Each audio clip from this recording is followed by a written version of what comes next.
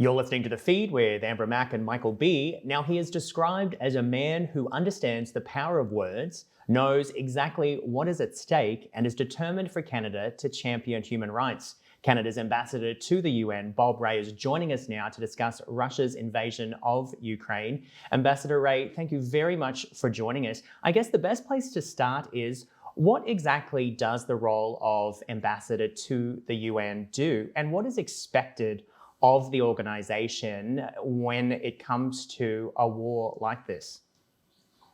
Well, I'm in charge of a mission of about 35 people here in New York City. Canada has offices at the UN here in New York and also in Geneva, which is where we have a lot of the specialized agencies like the World Health Organization and United Nations High Commission for Refugees, etc. So the UN here in New York is basically has a calendar that runs for the whole year of meetings, gatherings, decisions of one kind and another, divided up into the Security Council, which is supposed to be dealing with security issues, and also the General Assembly, which is the body that 193 countries are represented here. So the UN was founded in 1945.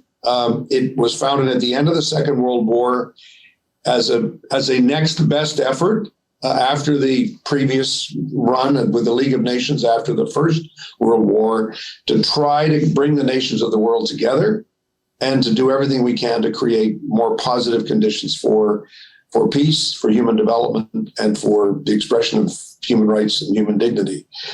That's a big, highfalutin kind of job. My job really is to be Canada's voice as the ambassador, but I rely and work with a whole team of people. And we're engaged in both what we call public diplomacy, which is part of what I do, and private diplomacy, which means private meetings that people don't necessarily know what I do when I do that. So I do the two things together. That's what an ambassador does. I speak for Canada with the permission of the Prime Minister and the Minister, and that's my job. Ambassador Rae, we wanted to talk about something that's been in the headlines over the past few weeks, and that it includes your comments as well as comments from others, talking about the reality that this war is an attack on the global order. For people who don't understand the scope of what's happening, can you put it in perspective for us? The basic deal in 1945, Amber, was that the countries all agreed to treat each other with respect and to respect each other's autonomy and their territorial integrity. That means that what a country's borders and boundaries are really important, because most wars start through acts of aggression between countries. Civil wars start within a country, but wars between countries can become very serious. And the reason we're talking so much about Ukraine is this is a classic example of what we call a war of aggression. The Russian leader, Vladimir Putin, said, we are launching what he called a special military operation, which means an invasion of another country, the neighboring country, Ukraine. And here we go. And that's what he did. He started it 4 weeks ago, and it involved bombing, killing, what war, unfortunately, tragically, what it involves. So the reason that this is seen as such an offense is because it's like the basic rule. You don't invade another country. That's sort of like point one.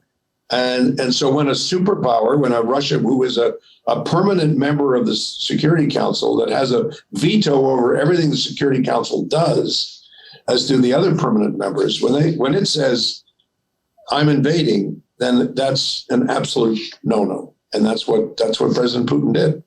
I guess that's the biggest problem a lot of people have around the world, is they just don't fully understand and comprehend why this was allowed to happen and how this happened at all. Because, as you said, they are a member of the Security Council. They have clearly done something that is in violation of being a member on that Security Council. How do you stop this? How do you stop this from happening again? And how are people supposed to feel safe that organizations like this are preventing acts of aggression to occur? Well, the UN doesn't have its own army. The UN is not a country. The UN is a place where countries come together, and it only has the powers that countries are prepared to give it. So this is the frustrating thing. This is the real difficult part of my job, is to say, look, we've got to get enough action going here that's going to provide a real deterrent to Russia. Now, Russia is a nuclear power. So everybody has to be aware of the stakes of the game here. If somebody comes into the poker game and has a nuclear bomb in their pocket, you're dealing with a different kind of animal than if you're dealing with somebody else. So that's a practical reality we have to deal with, unfortunately, but it is. And so what have we done? Well, we brought in sanctions, unprecedented economic sanctions against Russia, cut them off from the world banking system, targeted individuals in terms of what they can do and where they can go, boycotts of all kinds with respect to trade and other issues. It's probably the largest economic sanction program introduced since 1945, and it's having a major impact on Russia. Problem is, it takes longer for sanctions to have an effect. Second big thing we're doing is providing military support to Ukraine so Ukraine can defend itself. And the third thing is we're beginning all the investigations that need to be started with respect to crimes of war and crimes against humanity. And those things are ongoing, plus helping the Ukrainians with the humanitarian situation. So there's been a massive response, global response. It's not true to say the UN hasn't done anything. The countries in the UN have done quite a lot. And the challenge we face is, what more can we do? And that's what we're discussing these days. And I suspect we'll be discussing it for several more weeks. Ambassador Rae, one last question for you. We are clearly in a state of information warfare. We know that there are a lot of issues with misinformation and disinformation.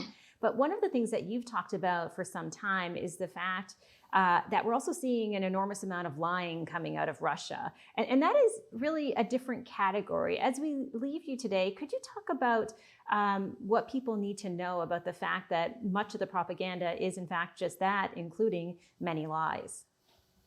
Well, I mean, one of the things that I've done is to simply say this to people, because I think sometimes diplomats, other people just talk around it. The Russians have a deep commitment to lying to people and saying things are not happening when they are happening, and saying things are happening when they're not happening. And they do this all the time. Historically, under the communists, that was one of the hallmarks of Russian propaganda.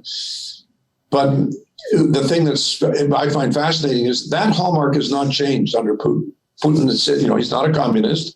He says, I did work for the KGB, but I don't work for them anymore. And you just say, I don't see the change. And I think the key thing, their foreign minister said the other day, we're not invading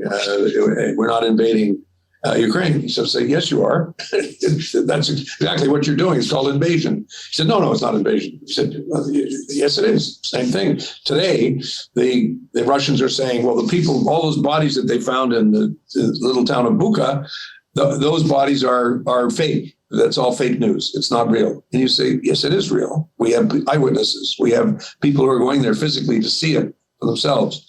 So we know it's true.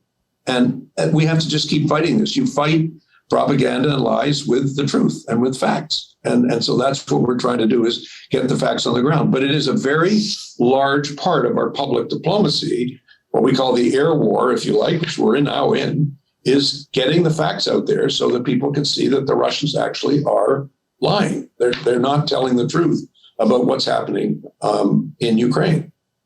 Well, Ambassador Rae, I wish we had more time with you. We wanted to thank you for joining us today. We want to encourage people to follow you online, especially on Twitter. And thanks so much for your time. At Bob Rae 48, glad to join you. Amber, Michael, nice to talk to you. Thank you so much. Thank you.